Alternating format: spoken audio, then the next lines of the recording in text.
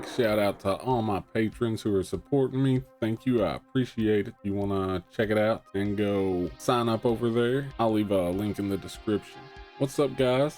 I guess today I'm talking about Evil Dead Rise. I don't talk about big like theatrical release movies much anymore. That's not really something I consciously did. It's just something I fell into not doing. I guess it feels like, you know, enough people are gonna cover those, and so sometimes I just kind of don't end up doing them. But this one is different because this is Evil Dead. This is one of my favorite franchises, so I kind of have to do a video on it, right? So I will be getting into spoilers, but I'll try to keep that towards the end of the video, and I'll, you know, let you know when I'm going to start those. But I do want to talk about some of the more spoilery stuff. So yeah. But yeah, I saw it Friday, which was yesterday as of the time of this recording, and I liked it. I'm still kind of processing how much I liked it. I think that there was a little bit of like, my expectations were incredibly high. I did not beat around the bush about that. Anytime anybody asked, I said I am extremely excited, and everybody was telling me like, you're gonna hate it, but I didn't. But what I do think was happening a little bit was that on some level I was so wrapped up in whether or not I liked it, watching for things that I was gonna nerd out about, that I kind of subconsciously maybe didn't enjoy the movie as much as I could have if I had just let go and watched it, because that's something I try to avoid doing consciously, because I think a lot of people operate like that like full time nowadays, and I try to avoid that, but it's hard sometimes, and I think that might be a little bit of what happened. But I still liked it a lot. I'm getting to that point where I can safely say I liked it a lot. I want to watch it a few more times, really give it a couple of goes, just for my own like personal satisfaction. But as far as it goes now, you know, I think they did a good job. What's his name? Lee Cronin. He's a good director. He's got a lot of talent making kind of slow, drawn out, suspenseful stuff. I noticed with some of his other work and this. I liked most of the characters. I mean, they kind of, I think, played it smart there with the characters, because, you know, they played to the fan base a little bit. Like the two lead chicks were kind of like, you know, tattoo rocker chicks, so you know right off the bat people like me are gonna be on board for those two characters. And then you have the little girl who's like cute as a button and weird, so you want to see her win by the end of the movie. So no problems there. The gore was on point. I don't think it was as gory as people are acting like. It definitely wasn't as gory in my opinion as the 2013 remake, but I mean, the gore was good, and there was plenty of it. I just keep hearing people focus on it. I mean, yeah, maybe I need to watch it again. That's what this whole video's gonna boil down to by the end of it, I think. I just want to watch it again, and I need to watch it again. I do kind of feel like I'm rambling, but, you know, it was a real solid entry. Maybe on the low end of my ranking, like dead last, but that's dead last in a franchise that has no bad movies and only has awesome movies. So it's still probably at the end of the day gonna end up being an awesome movie in my opinion. I think if I did have problems with it, you can probably already guess what I'm gonna say. It has to be the CGI. There was some CGI that to me was very noticeable. Not that it was aggressive or anything, and there were plenty of practical effects, but I don't know. I mean, I'm a curmudgeon when it comes to that shit. I don't want to see it in an Evil Dead movie in any capacity if it can be helped. I gave the show a pass because it's a show, but for the movies, I've kind of, I mean, we've been spoiled all these decades of having, you know, Sam Raimi doing everything practical, and then Alvarez like choosing to go all practical in the remake to kind of like pay respects to the franchise or whatever. And, you know, this movie doesn't do anything wrong by using CGI. I mean, that's just the way it is now. And I think a lot of them were enhancements to practical effects, except for maybe one towards the end. And it wasn't like a deal breaker, but it did aggravate me. What can I say? I can't really help that. And other than that, I can't really say anything bad about it. I just think I was watching the movie wrong, if that makes sense. I wasn't watching it the way I like to watch things.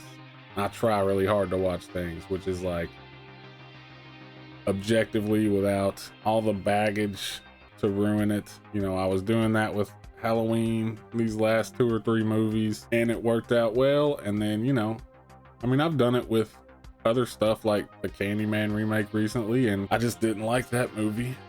This one, I definitely need to watch it again. But for now, if I had to rate it, I'm going to be cautious and give it 3 stars. It's pretty good, but with room to grow. Maybe when the Blu-ray comes out, I'll do a home video review on it, and maybe my opinions will have changed. We'll have to see there. But yeah.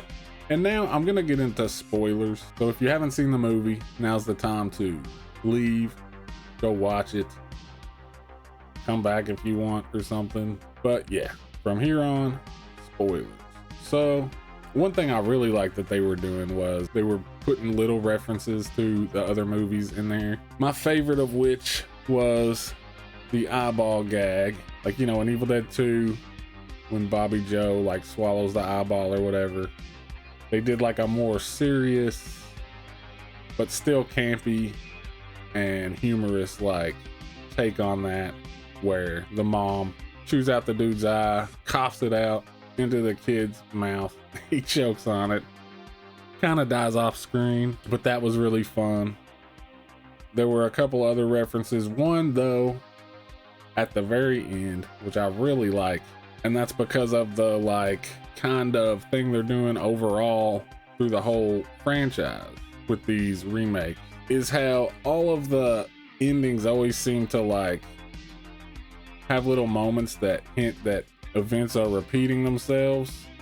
And in like 2013, you could have said, you know, it's just kind of like referencing the other one and that's all it is. But with this one, I really think it kind of set firmly into like canon that with each one of these remakes, anytime the Necronomicon gets like read from and demons are unleashed, things kind of happen to maybe like somebody in the situation that's like chosen or whatever to be the hero, that kind of mirror stuff that's happened to other ones. The main thing I'm talking about is at the end when the main girl is fighting the abomination and there is blood raining everywhere out of the mulcher, the wood chipper, whatever you want to call it.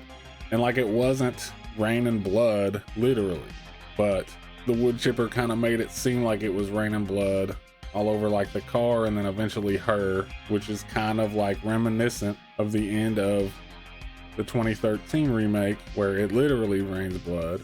And going back to like earlier in the movie when she got her hand stabbed, like I thought for sure that was setting up for her to like lose that hand.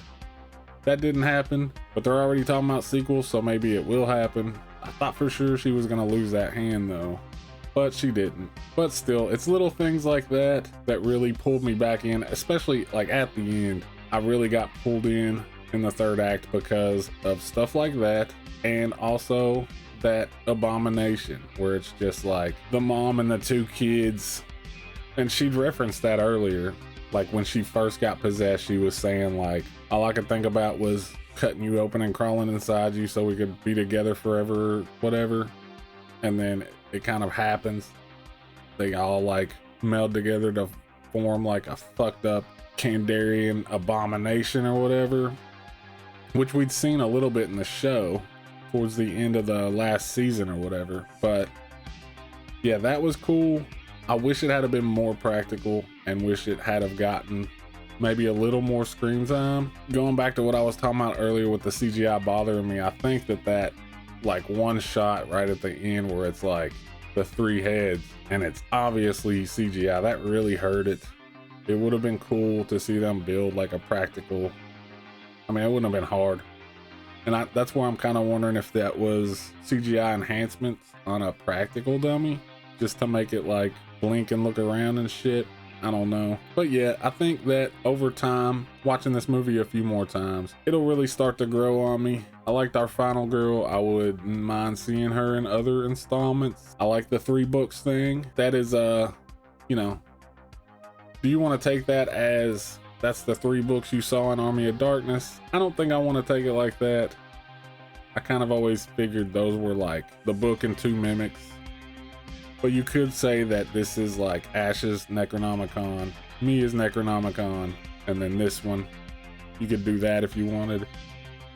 But I'm sure, you know, if more of these movies gets made, which it sounds like is gonna happen, then we'll get to learn all that. Again, 3 stars, pretty good. At this point, I'm probably gonna do a Blu-ray review for it when it comes out so that I can revisit it and give it a follow-up rating just to see, because I really want to see it again. Fuck, I might go see it in the theater again, I don't know. But yeah, that's it. Thanks for watching. Hope you enjoyed it, and until next time.